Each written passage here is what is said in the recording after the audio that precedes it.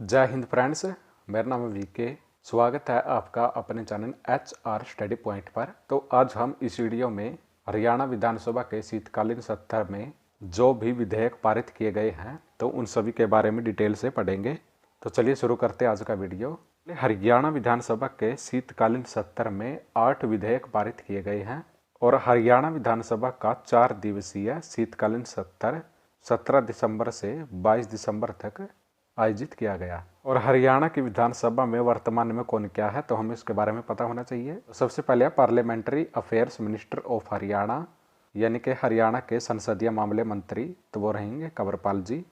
और Haryana assembly speaker, यानी कि हरियाणा विधानसभा के अध्यक्ष जो, तो वो हैं ज्ञानचंद गुप्ता जी। और हरियाणा असेंबली डिप्टी स्पीकर, यानी कि हरियाणा विधानसभा के जो उपाध्यक्ष हैं तो वो हैं रणबीर गंगवा जी। और लीडर ऑफ ओपोजिशन, यानी कि नेता प्रतिपक्ष, तो वो हैं भूपेंद्र सिंह हुड्डा जी। और फ्रेंड्स, वर्तमान में 2022 में कौन क्या है तो इससे संबंधित 140 क्वेश्चनों की वीडियो आप आई के बटन पर क्लिक करके देख सकते हैं। और हरियाणा असेंबली सेक्रेटरी, यानी कि हरियाणा विधानसभा के सचिव, तो वो हैं RK नंदल जी। तो सबसे पहले जो विधेयक है तो वो है हरियाणा नगर पालिका क्षेत्र से बाहरी क्षेत्र में अपूर्ण नागरिक सुख सुविधाओं तथा अवसंरचना का प्रबंधन विशेष उपबंध विधेयक 2021। तो हरियाणा नगर पालिका क्षेत्र से बाह्य क्षेत्र में अपूर्ण नागरिक सुख सुविधाओं तथा अवसंरचना का प्रबंधन विशेष उपबंध विधेयक 2021 पारित किया गया है। और इससे नगर पालिका क्षेत्र से बाहर बसी कॉलोनियों को भी सुविधाएं मुहैया करवाई जाएंगी। और इसका उद्देश्य निवासियों की जीवन स्थिति को सुधारना है और मानवीय आधार पर ऐसी कॉलोनियों में जीवन स्वास्थ्य को सुनिश्चित करने के लिए न्यूनतम अवसंरचना प्रदान की जाएगी। और अब इस विधेयक के पारित होने के बाद निवासियों को बिजली, पानी, सीवरेज, सड़क आदि सुविधाएं प्रदान की जाएंगी। और दूसरा जो विधेयक है तो वो है हरियाणा आबकारी संशोधन विधेयक 2021। तो हरियाणा आबकारी अधिनियम 1914 को आगे संशोधित करने के लिए हरियाणा आबकारी संशोधन विधेयक 2021 पारित किया गया है। तो सबसे पहले जो हरियाणा आबकारी अधिनियम 1914 था तो वो क्या था, तो हरियाणा आबकारी अधिनियम 1914 की धारा 27 में प्रावधान है कि किसी भी देसी शराब या नशीली दवाओं के निर्माण, थोक या खुदरा बिक्री के लिए पट्टा राज्य सरकार द्वारा 25 वर्ष से कम उम्र के व्यक्तियों को नहीं दिया जा सकता।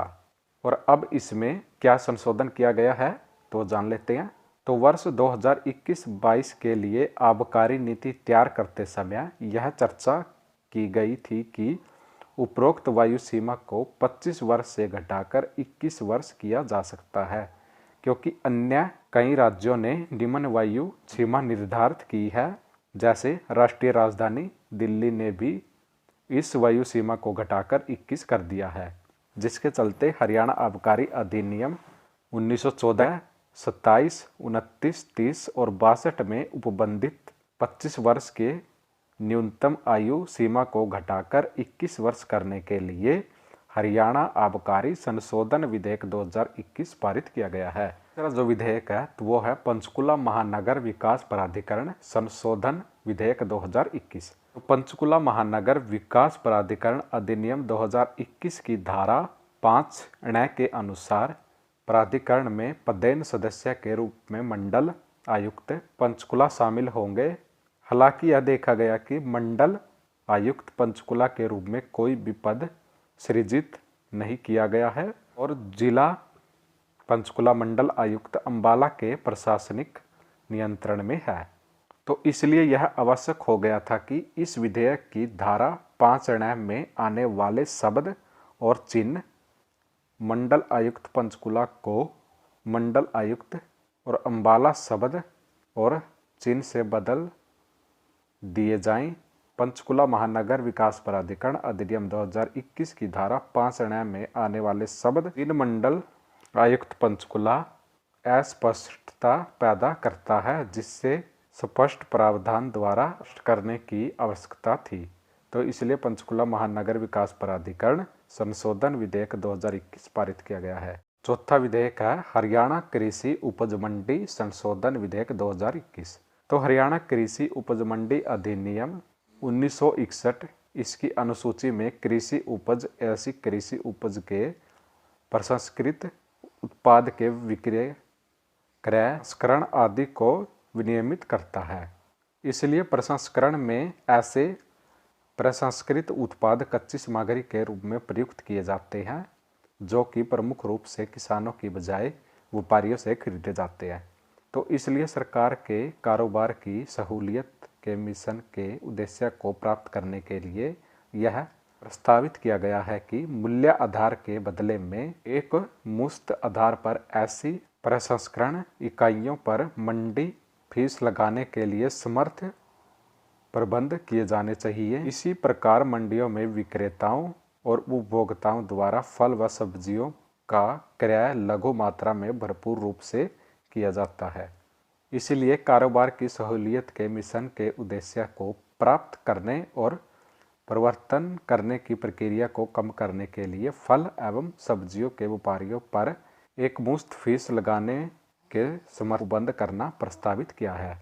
गौरतलब है कि हरियाणा कृषि उपज मंडी संशोधन विधेयक 2021 कारोबार की सहूलियत के मिशन के उद्देश्य को बड़े पैमाने पर प्राप्त करने पर विचार करता है तथा व्यापारियों को लाभप्रद योग्यताओं के कारण किसानों को लाभकारी मूल्य भी दिलवाएगा। नेक्स्ट जो विधेयक है हरियाणा विनियोग संख्या 4 विधेयक 2021। तो यह विधेयक भारत के संविधान के अनुच्छेद 204(1) तथा 205 के अनुसरण में 31 मार्च 2022 को समाप्त होने वाले वित्त वर्ष के दौरान सेवाओं के लिए हरियाणा राज्य की सिंचित निधि में से 7312 करोड़ 66 लाख रुपए की अपेक्षित राशि के भुगतान और विनियोग हेतु उपबंध करने के लिए पारित किया गया है।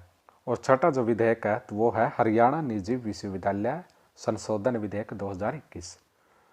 तो हरियाणा निजी विश्वविद्यालय अधिनियम 2006 को और संशोधित करने के लिए निजी विश्वविद्यालय संशोधन विधेयक 2021 पारित किया गया है।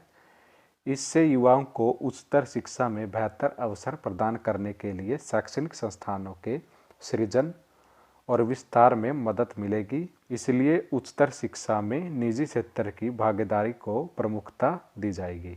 और नेक्स्ट है हरियाणा तालाब एवं अपजल प्रबंधन प्राधिकरण संशोधन विधेयक 2021। तो हरियाणा सरकार ने विधानसभा के शीतकालीन सत्र में हरियाणा तालाब एवं अपजल प्रबंधन प्राधिकरण संशोधन विधेयक 2021 को पारित किया है। और हरियाणा तालाब एवं अपजल प्रबंधन प्राधिकरण के 3 सदस्य अब 68 साल तक सेवा देंगे। और सरकार ने कार्यकारिणी उपाध्यक्ष, तकनीकी सलाहकार व सदस्य सचिव के कार्यकाल की वायु सीमा को बढ़ाकर 68 वर्ष कर दिया है। और अभी यह 65 वर्ष है, लेकिन गजट अधिसूचना जारी होते ही नई वायु सीमा लागू हो जाएगी। और तालाब प्राधिकरण 18,000 तालाबों का नवीनीकरण करेगा।